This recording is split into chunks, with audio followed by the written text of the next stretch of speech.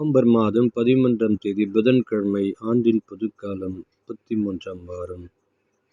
புனித Francis Xavier கஃபர்னியா அவருடைய திருவிழாவை இன்றைய நாளிலே நாம் சிறப்பிக்கின்றோம். இன்றைய முதல் வாசகம் தீத்து எழுதிய திருமுகத்திலிருந்த வாசகம், அதிகாரம் 3, இறை வார்த்தைகள் 1-7. அன்புக்குரியவரே, நீர் அவர்களுக்கு நினைவூட்ட வேண்டியவை. தலைவர்களுக்கும் அதிகாரிகளுக்கும் அவர்கள் பணிந்து கீழ்ப்படிய வேண்டும். அனைத்து நற்செயல்களையும் செய்ய ஆயத்தமாயிருக்க வேண்டும். எவரையும் பழித்துரைக்கலாகாது, சண்டையிடல் ஆகாது. கனிந்த உள்ளத்தினராய் மக்கள் அனைவரோடும் நிறைந்த பணிவுடனும் பழக வேண்டும். ஏனெனில் நாமும் ஒரு காலத்தில் அறியாமையில் இருந்தோம், கீழ்ப்படியாமையில் இருந்தோம், நெறித்தவறி சென்றோம்.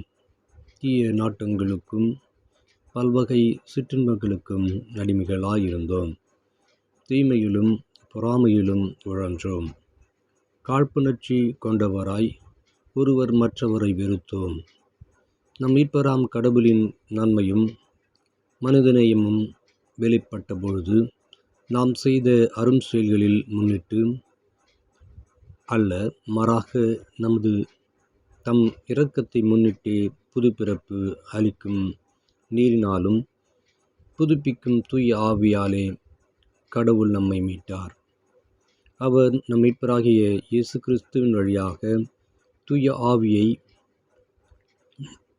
நம்மீது நிறைவாய் பொழிந்தார். நாம் அவரது அருளால் அவருக்கு ஏற்புடையவர்களாகி நாம் எதிர்நோக்கியிருக்கும் நிலைவாழ்வை உரிமை பேராக பெரும் பொருட்டே இவ்வாறு செய்தார். இது ஆண்டவரின் அருள்வாக்கு. கிறிஸ்துவே உமக்கு புகழ்.